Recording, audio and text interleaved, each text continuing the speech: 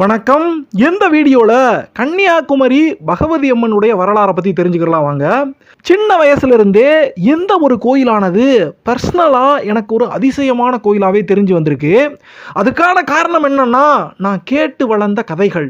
கடக்கோடி கன்னியாகுமரியில் கடற்கரையோரமாக ஒரு சாமி கல்யாணமாகாத கன்னி பொண்ணு ரூபத்தில் நிலையாக நின்று தவம் செஞ்ச மாத்திரத்தில் இருக்குது. யாரோ ஒருத்தரை எதிர்பார்த்து இன்னைக்கு வந்துருவாரு நாளைக்கு வந்துருவாருன்னு சொல்லி காலங்காலமா அந்த சாமி காத்து கிடக்குது. அந்த சாமி ஒரு மூக்குத்தி போட்டிருக்கும். அந்த மூக்குத்தியானது ஒரு வைர மூக்குத்தி. அந்த மூக்குத்தி எந்த அளவுக்கு மினுமினுப்பா இருக்கும்னா, 10 மைல் தூரத்துக்கு அப்பால கடலுக்குள்ள மீன் பிடிச்சிக்கிட்டு இருக்கக்கூடிய மீனவர்களுக்கு கூட அந்த காலகட்டத்தில் கலங்கர விளக்கமெல்லாம் இல்லாத ஒரு காலகட்டத்தில் கூட இந்த மூக்குத்தியுடைய வெளிச்சத்தை பிடிச்சிக்கிட்டு அவங்க கடற்கரையை நோக்கி வந்து சேர்ந்துருவாங்க. அந்த அளவுக்கு அந்த அம்மனுடைய மூக்கில் இருக்கக்கூடிய மூக்குத்தி மினுமினுப்பா இருக்கும். அதுபோக பௌர்ணமி சாயங்கால நேரத்தில் இந்த கோயிலுக்கு போனோம்னா சூரிய அஸ்தமனத்தையும் சந்திரனுடைய உதயத்தையும் ரெண்டையும் ஒரே நேரத்தில் நம்மளால பார்த்துட முடியும். அப்புறம் இதை விட முக்கியமான விஷயம் என்னன்னா, இந்த கன்னியாகுமரியில் இருக்கக்கூடிய சாமிக்கு பகவதி அம்மன் பேரு. அது என்னப்பா வித்தியாசமா பகவதி அம்மன் பேர் வச்சிருக்காங்க? நம்ம ஊர்ல இருக்கக்கூடிய அம்மன் பூரா மாரியம்மா காளியம்மா அப்படி தானே இருப்பாங்க. அப்படி இருக்கும்போது பகவதினா யாரு, அந்த பகவதி சாமி எப்படி இருப்பாங்க அப்படின்னு இந்த கோயிலை பத்தின கேட்ட கதைகள் எல்லாமே நமக்கு ஆர்வத்தை தூண்டக்கூடிய கதைகளாகவே இருந்துச்சு. அதே மாதிரியான ஆர்வத்தோட இந்த கன்னியாகுமரி பகவதி அம்மனுடைய கதையை முழுமையா உண்மையான வரலாறு என்ன அப்படின்னு நம்ம தெரிஞ்சுக்கலாம் வாங்க. கிழக்க வங்காள விரிகுடா கடல், மேற்க அரபிக்கடல், தெற்க இந்திய பெருங்கடல் அப்படின்னு சொல்லிட்டு இமயம் முதல் குமரி வரைன்னு சொல்லுவாங்க பாருங்க. அதுபோல கடற்கோடியில் இருக்கக்கூடிய அந்த முக்கடலும் சங்கமிக்கக்கூடிய அந்த இடத்துல தான் இப்போ நம்ம பேசக்கூடிய இந்த கன்னியாகுமரி பகவதி அம்மன் கோயில் இருக்குது. கன்னியாகுமரி கடற்கோடி சரி, இந்த கோயில் தான் அந்த கடற்கோடி புள்ளியில் இருக்கு அப்படிங்கிறதுல தான் ரொம்ப ஒரு முக்கியமான விஷயம் இருக்கு. இந்த அம்மனுடைய வரலாறுன்னு சொல்லி தேடி பார்த்தோம்னா அவளுடைய பேருக்கான அர்த்தத்தை நம்ம புரிஞ்சுக்கிட்டா தான் வரலாறானது நமக்கு புரிய ஆரம்பிக்கும். பேருடைய அர்த்தம் என்ன? கன்னியாகுமரி அம்மா, கன்னியாக குமரியாக நிற்கக்கூடிய அம்மா. இதில் நமக்கு தெளிவான ஒரு பதில் கிடைக்குது. அதே சமயத்தில் கன்னியாகுமரி பகவதி அம்மான்னு சொல்கிறாங்களே, யார் அந்த பகவதி அப்படின்னு சொல்லி கேட்டால் பகவானே அப்படின்னு யாரை சொல்லுவோம்? சாமியை ஆண்டவனை சொல்லுவோம். அதை போல பகவான் அப்படின்னு சொன்னால் பெண் தெய்வத்தை பகவானுக்கு பதிலாக பகவதின்னு சொல்கிறாங்க. ஸோ அம்மன் அப்படிங்கிறதுக்கு தான் பகவதி அம்மன் அப்படின்னு சொல்லி நம்ம சொல்கிறோம். சரி, ஏன் இந்த தெய்வம் கன்னி தெய்வமாக நின்றுட்டாங்க அப்படின்னு சொல்லி கேட்டோம்னா, நம்முடைய புராணத்திலிருந்து நிறைய விதமான கதைகள் இதுக்காக சொல்லப்படுது. அதுல பெரும்பாலான மக்களால் நம்பப்படக்கூடிய கதை என்னன்னு சொல்லி கேட்டோம்னா, பாணாசுரன் அப்படின்னு சொல்லிட்டு ஒரு அசுரன் இருந்தான்னு அவன் பிரம்மதேவரை நோக்கி கடுமையான தவம் புரிஞ்சிருக்கான்.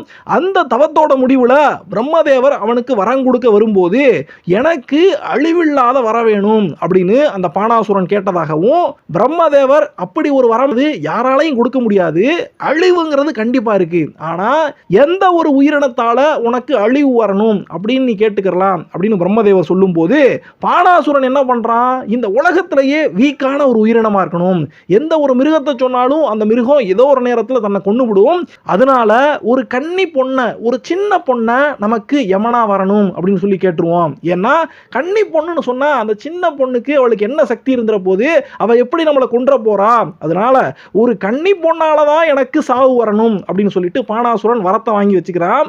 இப்படி வரம் கிடைச்சி போச்சு. யாரால இனிமேல் நம்மளை அழிக்கவே முடியாது, தேவர்களால ஒன்றும் செய்ய முடியாது, மும்மூர்த்திகளால ஒன்றும் செய்ய முடியாது, எந்த தெய்வத்தாலையும் செய்ய முடியாது, எந்த மிருகத்தாலையும் செய்ய முடியாது, யாரும் நம்மளை சாட்சி பார்க்க முடியாது அப்படிங்கிற தைரியத்தில் தேவர்களுக்கும் முனிவர்களுக்கும் நிறைய கொடுமைகளை இந்த பாணாசுரன் பண்ண ஆரம்பிக்கிறான்.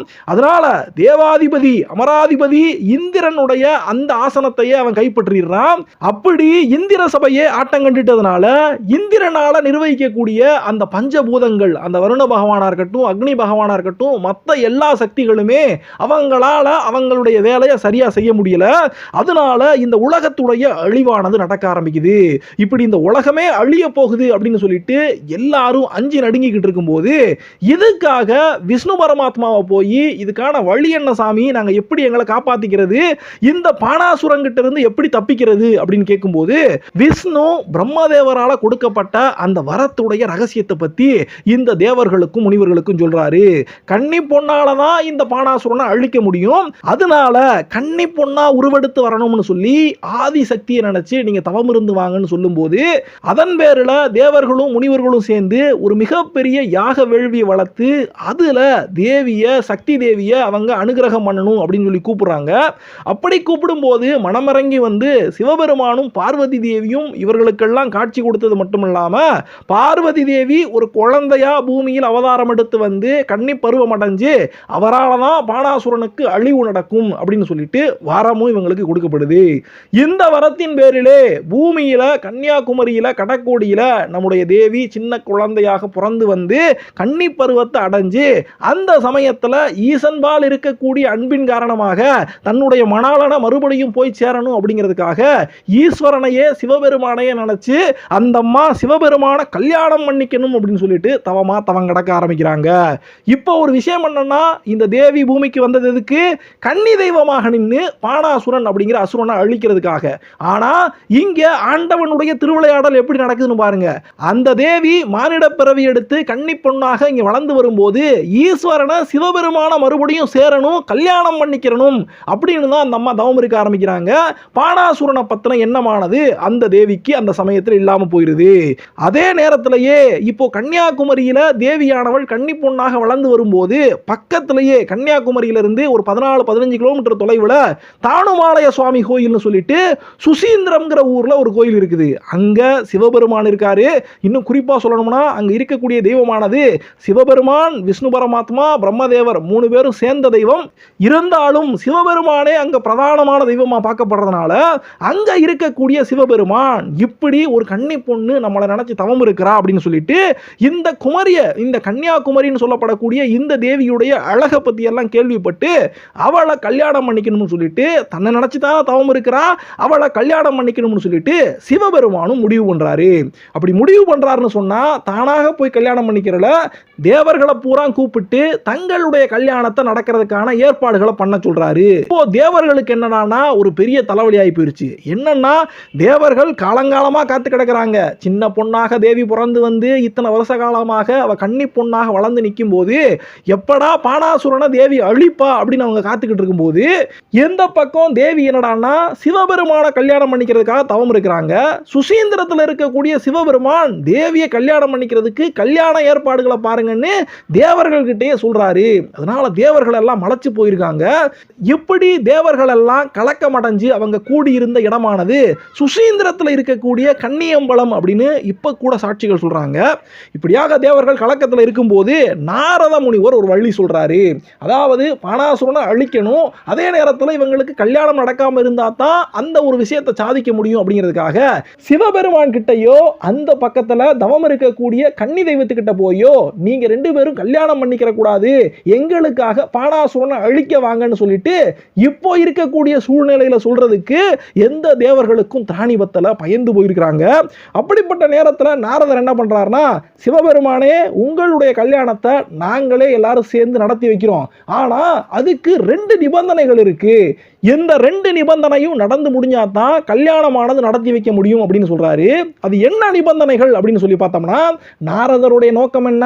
கல்யாணம் நடக்காம போகணும், அதனால நடக்கவே நடக்காத நிபந்தனையா போடணும் அப்படின்னு சொல்லிட்டு நாரத முனிவர் முடிவு பண்ணி முதல் நிபந்தனையா என்ன வைக்கிறாரு அப்படின்னு சொல்லி பார்த்தோம்னா, கல்யாணம் நடத்தி வைக்கணும் அப்படின்னு சொன்னா பொண்ணுக்கு மாப்பிள்ளை வீட்டில இருந்து, அதாவது சிவபெருமானவர் சீதனம் கொடுத்து அனுப்பணும் அப்படிங்கிறாரு. அது என்ன சீதனம்னு சொல்லி கேட்டா, கண்ணில்லாத தேங்காய் வேணும், காம்பில்லாத மாங்காய் வேணும், நரம்பில்லாத வெத்தலை வேணும், கணு இல்லாத கரும்பு வேணும், இதழ் இல்லாத புஷ்பம் வேணும் அப்படின்னு சொல்லி கேட்கிறாரு. இதெல்லாம் நடக்கக்கூடிய விஷயமா? தேங்கால கண்ணு இருக்கக்கூடாது, மாங்கால காம்பு இருக்கக்கூடாது, வெத்தலையில நரம்பு இருக்கக்கூடாது, கரும்புல கணு இருக்கக்கூடாது, பூவுல இதழ்கள் இருக்கக்கூடாது அப்படிங்கிற ஒரு கட்டாயத்தை அவங்க கொடுக்குறாங்க. ஆனாலும் சிவபெருமான் அவரால் சாதிக்க முடியாத ஒன்று இருக்கா, அதனால ஒன்னென்ன ரெண்டென்னு சொல்லிட்டு வண்டி வண்டியா இவர் கேட்ட அத்தனை விஷயத்தையும் அங்க கன்னி தெய்வத்துக்கு அவர் சீதனமா அனுப்பி வச்சிடறாரு. சரி, 2வது நிபந்தனையா என்ன போட்டிருக்காங்க அப்படின்னு சொல்லி கேட்டோம்னா, 2வது நிபந்தனையின்படி என்னைக்கு இவங்களுக்கு கல்யாண நாள் குறிச்சு வைக்கப்படுதோ அன்னைக்கு கல்யாணம் பண்ணிக்கிறதுக்காக, பொண்ணை கல்யாணம் பண்ணிக்கிறதுக்காக மாப்பிள்ளை பொழுது விடுகிறதுக்கு 1 நாழிகைக்கு முன்னாலேயே வந்து சேர்ந்துடணும்.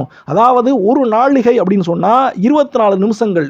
ஒரு நாள் கணக்குன்னு சொல்லி பார்த்தோம்னா பகல் பொழுதுல 30 நாளிகைகளும் இரவு பொழுதுல மாலை பொழுதுல 30 நாளிகைகளும் இருக்கு.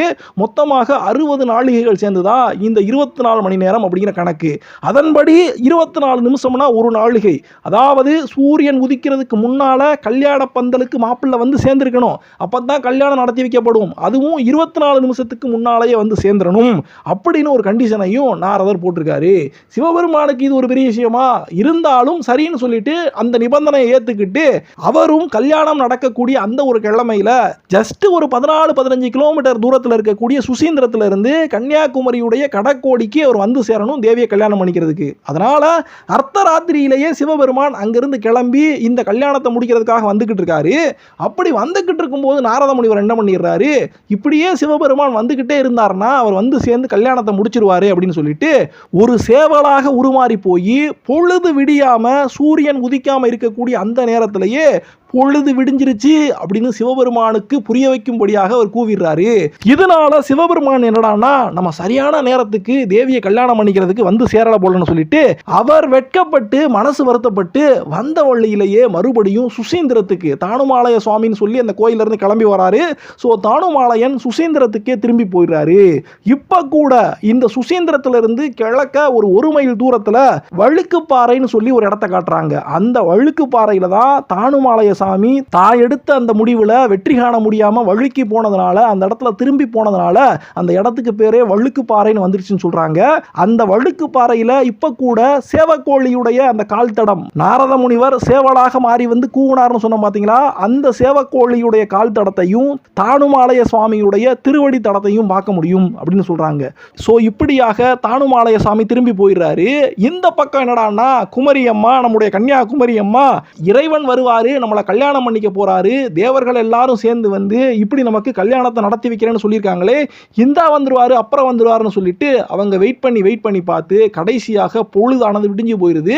சிவபெருமான் இனிமேல் வரமாட்டாரு, வந்தாலும் கல்யாணம் நடக்காது அப்படின்னு சொல்லிட்டு அந்த அம்மா புரிஞ்சுக்கிறாங்க. அப்படி புரிஞ்சுக்கிட்டு இதுவரைக்கும் கல்யாணத்துக்காக என்னென்ன ஏற்பாடுகள் பண்ணியிருப்பாங்க, என்னென்ன சீதனங்கள் வந்திருக்கும், அவங்களுக்கு என்னென்ன பதார்த்தங்கள் எல்லாம் உணவு பதார்த்தங்களை எல்லாம் பண்ணி வச்சிருப்பாங்க, அதையெல்லாம் தேவி கோபப்பட்டு அந்த கடற்கரை மண்ணில் இப்போ நம்ம பார்க்கக்கூடிய இந்த கோயில் அமைஞ்சிருக்கக்கூடிய இடத்துக்கு பக்கத்தில் இருக்கக்கூடிய மண்ணில் பூரா வீசி எறிஞ்சாங்கன்னும், அப்படி வீசி எறிஞ்சதுனால தான் இந்த கடற்கரை மண்ணிலையும் இங்கே இருக்கக்கூடிய சிப்பிகளாக இருக்கட்டும், அங்கே நம்ம பார்க்கக்கூடிய நிறைய இந்த கடலில் இருக்கக்கூடிய சின்ன சின்ன பொருட்களாக இருக்கட்டும், அதெல்லாம் நிறைய வித்தியாசமான கலர்களில் இருக்கும். இந்த ஒவ்வொரு கலரும் தேவி தூக்கி எரிய ஒவ்வொரு பண்டமும் ஒவ்வொரு பொருளும் ஒவ்வொரு பூவும் இப்படி வெவ்வேறு பொருளாக இந்த கடற்கரை முழுக்க சிதறி போய் கிடக்குது. அதை இன்னைக்கு வரைக்கும் நம்மளால் பார்க்க முடியும்னு சொல்கிறாங்க. ஸோ இப்படியாக ஆசையோடையும் சந்தோஷத்தோடையும் பூரிப்போடையும் வெட்கத்தோடையும் காத்திருந்த நம்முடைய கன்னியாகுமரி அம்மாவுக்கு அவங்க நினைச்ச மாதிரியாக அந்த கல்யாணம் நடக்கல. அதனால தேவி ரொம்பவே கோபப்படுறாங்க. அந்த கோபத்தோடைய சேர்த்து சிவபெருமான நினைச்சு அவருடைய வருகையை நினைச்சு மறுபடியும் அவங்க தவக்கோலத்தில் உட்கார்றாங்க. எந்த சமயத்துல தான் பானாசுரன் வந்து நிற்கிறான். இப்படி தேவியை பார்த்து தேவியுடைய அழகுல மயங்கி இப்படி தவக்கோலத்தில் இருக்கக்கூடிய தேவியை தன்னை கல்யாணம் பண்ணிக்க சொல்லும்படி அவன் வற்புறுத்த ஆரம்பிக்கிறான். இப்பதான் சிவபெருமான கல்யாணம் பண்ணிக்க முடியலையே, சிவபெருமான் வரலையே, கல்யாணம் நடக்கலையேன்னு சொல்லிட்டு தேவி கோபத்தில் இருக்கும்போது பானாசுரன் வந்து இப்படி நச்சரிக்கும் போது உன்னை கல்யாணம் பண்ணிக்கிறதுக்கு எனக்கு விருப்பம் இல்லை, இங்கிருந்து ஓடி போயிருன்னு சொல்லி தேவி சொல்றாங்க. ஆனாலும் பானாசுரன் அவன் மேல இருக்கக்கூடிய அந்த அதீத நம்பிக்கையில தேவியை எப்படியாவது கல்யாணம் பண்ணிக்கிட்டே தீரணும்னு சொல்லிட்டு தேவியை கவர்ந்துட்டு போக முடிவு பண்றான். அதனால தேவி அந்த இடத்துல அவனை சம்ஹாரம் பண்ணிடுறாங்க. இப்படித்தான் பானாசுரனுடைய அந்த வதமானது கன்னி தெய்வமாக இருக்கக்கூடிய நம்முடைய கன்னியாகுமரி அம்மனுடைய அருளால நடந்து முடியுது. அவளுடைய அந்த அவதார நோக்கமும் முடியுது. அதுக்கப்புறமா தேவி ஆண்டவனை நினைச்சு இங்கேயே தவக்கோலத்திலேயே தங்கி இருந்து பக்தர்களுக்கெல்லாம் காலங்காலமாக அருளாட்சி புரிஞ்சிட்டு வாரா அப்படின்னு நம்பப்படுது. எப்படி ஒரு வாளால அந்த அசுரனை பானாசுரனுடைய தலையை தேவி வெட்டி கொய்து எடுத்தா அப்படிங்கிறத கோயில் கருவறையுடைய கிழக்கு சுவரில் புடைப்பு சிற்பமாக இப்பவும் நம்மளால பார்க்க முடியும். நவராத்திரி நேரத்தில் இந்த அசுரனை தேவி எப்படி சம்ஹாரம் பண்ணுனா அப்படிங்கிறத இவங்க இந்த கோயிலை நடத்தியும் காட்டுவாங்க. சம்ஹாரம் முடிஞ்சதுக்கு அப்புறமாகவும் ஈசன் வருவாரு, தன்னை கல்யாணம் பண்ணிப்பாரு அப்படின்னு சொல்லிட்டு ஒற்றை காலில் இந்த தேவி ஒரு பாறை மீது தவம் செஞ்சிருந்தாங்கன்னு சொல்றாங்க. அந்த ஒத்த கால் மட்டும் பதிஞ்சு அவங்க தவம் செஞ்ச இடமானது ஸ்ரீபாத பாறை அப்படின்னு சொல்லிட்டு இன்னைக்கும் கன்னியாகுமரியில கோயிலுக்கு பக்கத்தில் இருக்குது. ஆனா இந்த பேரை நம்ம பெரிய அப்படின்னு சொல்லி பார்த்தோம்னா இந்த ஸ்ரீபாத பாறை தான் இப்போ விவேகானந்தர் பாறை அப்படின்னு சொல்லப்படுது. விவேகானந்தர் சிகாகோ மாநாட்டுக்கு போறதுக்கு முன்னால கன்னியாகுமரிக்கு வந்து தேவி தவம் செஞ்ச அந்த ஒரு பாறையில ஒரு 3 நாட்கள் தங்கி இருந்து தவம் செஞ்சுட்டு அதுக்கப்புறம் கிளம்பி போயிருக்காரு. அதனாலதான் அந்த ஸ்ரீபாத பாறையானது அதுக்கப்புறமா விவேகானந்தர் பாறைன்னு சொல்லப்பட்டு அதுல அவருக்கான அந்த நினைவிடம் எல்லாம் உருவாக்கப்பட்டுச்சு. அதே மாதிரி இன்னொரு இன்ட்ரெஸ்டிங்கான விஷயமும் சொல்லுவாங்க. இந்த இடத்தை கோயில் அமைஞ்சிருக்கக்கூடிய இந்த இடத்தை ஆதி சேத்துன்னு சொல்லுவாங்க. அதாவது சேது பாலம் அப்படின்னு சொல்லப்படக்கூடிய ராமருடைய பாலம் முதல்ல உருவானது இந்த இடத்துல இருந்து தான் உருவாக ஆரம்பிச்சிச்சு. அதுக்கப்புறம் தேவியுடைய அந்த உத்தரவின் பேரில் இங்கிருந்து கிளம்பி போய் ராமேஸ்வரத்துல இருந்து பாலம் கட்டுறதுக்காக ராமர் முயற்சி செஞ்சாரு அப்படிங்கிற ஒரு விஷயத்தையும் சொல்றாங்க. இப்போ இந்த தேவியுடைய வரலாறை பத்தி நம்ம தெரிஞ்சுக்கிட்டோம். ஆனா இந்த வரலாறு மட்டும் இல்லாம இன்னும் நிறைய வரலாறுகள் இந்த கோயிலுக்கு சொல்லப்படுது. அதுல ஒரு வரலாறு என்னன்னா புட்பகாசி தவம்னு சொல்லப்படக்கூடிய ஒரு மிகப்பெரிய தவத்தை 3 யுகங்களாக தேவி பண்ணி வந்தான்னு அந்த சமயத்துல ஈஸ்வரன் தேவிக்கு வரம் கொடுக்கும் போது வரமாக தேவி என்ன கேட்கிறாங்கன்னா இந்த உலகம் அழியும் போது ஊழிக்காலம் வரும்போது உங்களோட சேர்ந்து நான் லைத்திருக்கணும் அப்படின்னு சொல்லி கேட்கும்போது அது வரைக்கும் பிரம்மச்சாரணியாக சப்த மாதர்களை தோழிகளாக கொண்டு இழுப்பை பூ மாலையை கையில வச்சுக்கிட்டு தவம் செஞ்சுவாமா, கடைசி காலத்துல உன்னை வந்து சேருவன்னு சொல்லிட்டு சிவபெருமான் வாக்கு கொடுத்ததுனால தேவி இந்த இடத்துல தவம் செஞ்சு வராங்க அப்படின்னு ஒரு கதை சொல்லப்படுது. இன்னொன்னு என்னன்னா நம்ம நாட்டுக்கு பேரே பரதகண்டம்னு சொல்லுவாங்க. ஆதியில ஒரு பரத மன்னர் இந்த பூலோகத்தை நம்முடைய நாட்டை பூரா ஆட்சி பண்ணி வந்தாருன்னு அவருக்கு 8 ஆண் மக்களும் ஒரு பெண் மகளும் இருந்தாங்க. இந்த 9 பேருக்கும் அவருடைய ஆட்சி பகுதியை 9ஆக பங்கு போட்டு அவங்களுக்கு தனியாக ஆட்சி பண்றதுக்கு நாடு விட்டாருன்னு அதுல கடைசியாக இருக்கக்கூடிய பொண்ணுக்கு பேரே குமரின்னு தான் இருந்துச்சுன்னு இந்த குமரி அம்மா தான் கடைசியில் இப்ப நம்ம பார்க்கக்கூடிய இந்த தென்கோடி முனை பகுதி ஆட்சி பண்ணி வந்தாங்க. குமரி முனைன்னு சொல்லப்படக்கூடிய அந்த இடத்துல இருந்து தான் அந்த அம்மா கோலோச்சி புரிஞ்சு வந்தாங்க அப்படின்னு ஒரு கருத்தானது சொல்லப்படுது. இன்னொரு விஷயம் என்ன சொல்லப்படுதுன்னா கிருஷ்ணருடைய அவதாரம் நடக்கும் போது வசுதேவருக்கும் தேவகிக்கும் கம்சன் ஏகப்பட்ட தொல்லைகளை கொடுத்து அவங்களுடைய குழந்தைகளை பூரா கொண்டுகிட்டே வராங்க. கிருஷ்ணரை கடைசியா அவர் பிறந்ததுக்கு அப்புறமா கொண்டு போய் கோகுலத்தில் விட்டுக்கிட்டு யசோதையம்மாவுடைய குழந்தைய கொண்டு வந்து மறுபடியும் வசுதேவர் இங்கே கம்சன் கிட்ட வச்சிருவாரு. கம்சனானவன் அந்த குழந்தைய கொல்ல பார்ப்பாரு. அந்த சமயத்தில் கம்சனுடைய மாறுல ஏறி மிதிச்சிட்டு அந்த குழந்தையானது அந்த சின்ன பொன் குழந்தை தப்பிச்சு போயிரும் அப்படின்னு நம்ம படிச்சிருப்போம். அந்த சின்ன பொன் குழந்தை வேற யாரும் கிடையாது, அந்த தேவி தான் இப்போ நம்ம பார்க்கக்கூடிய கன்னியாகுமரி அம்மா. அங்கிருந்து கிளம்பி வந்து இங்கே தவக்கோலத்தில் கன்னி தெய்வமாகவே நின்னுட்டா அப்படின்னு ஒரு கருத்து சொல்லுவாங்க.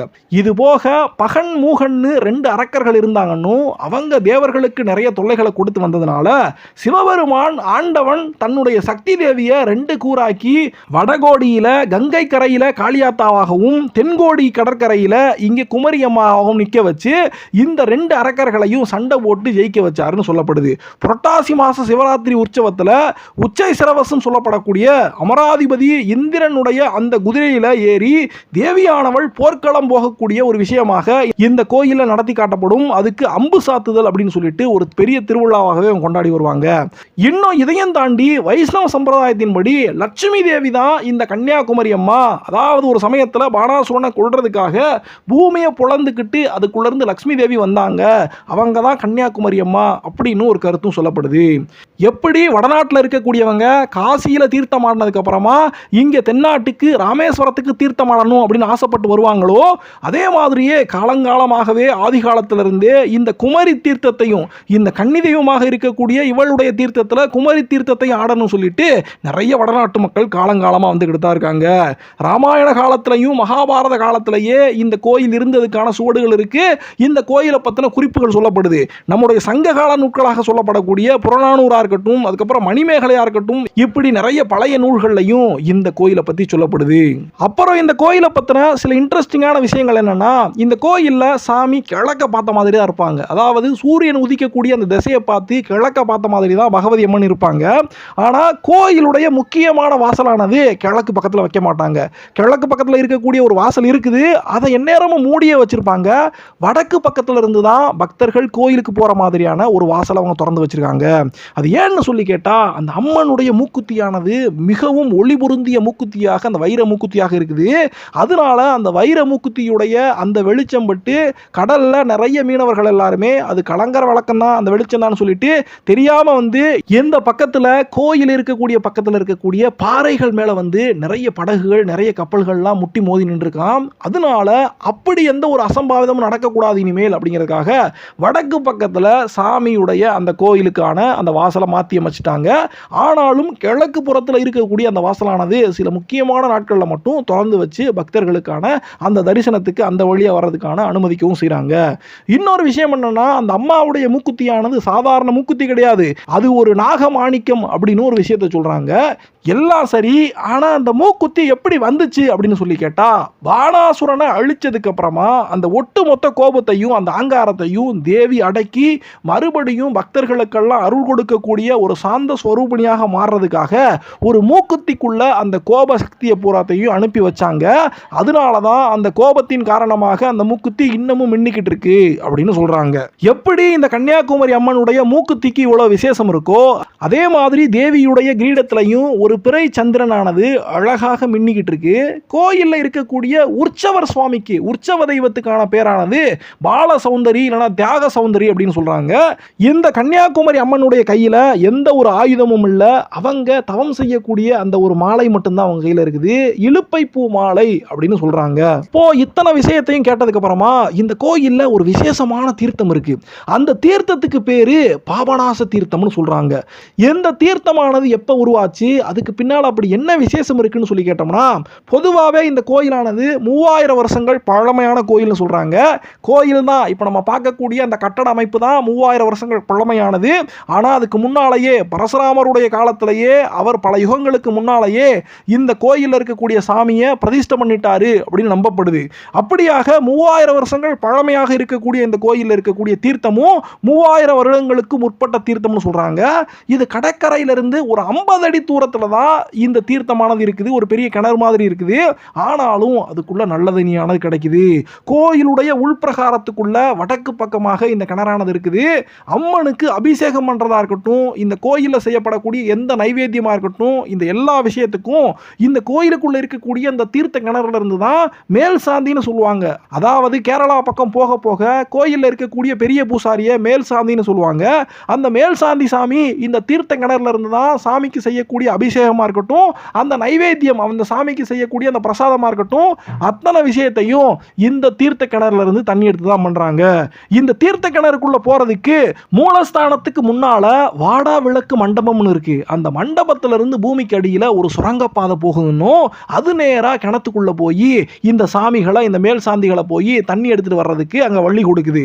ஆனா இன்னைக்கு வரைக்குமே, அந்த காலத்துல இருந்து இன்னைக்கு வரைக்குமே எந்த லைட் வசதியும் அதுல கிடையாது.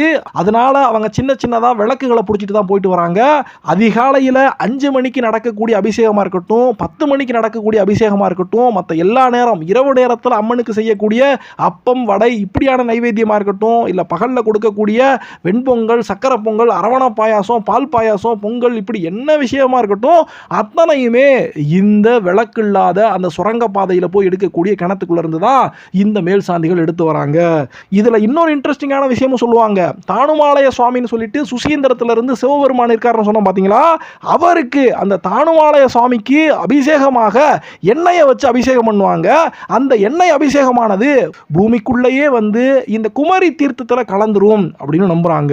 அது மட்டும் இல்லாம இந்த கிணத்துல இருக்கக்கூடிய தீர்த்தத்தை எடுத்துட்டு போய் நிறைய வெளியூர்ல நடக்கக்கூடிய பெரிய பெரிய கோயில் கும்பாபிஷேகமா இருக்கட்டும், கொடை விழாக்களா இருக்கட்டும், அம்மனுடைய பாதத்துல அந்த தீர்த்தத்தை எடுத்து இந்த பூசாரிகள்லாம் வச்சு வெவ்வேறு ஊர்களில் நடக்கக்கூடிய வெவ்வேறு விசேஷத்துக்கு கொடுத்து அனுப்புவாங்க.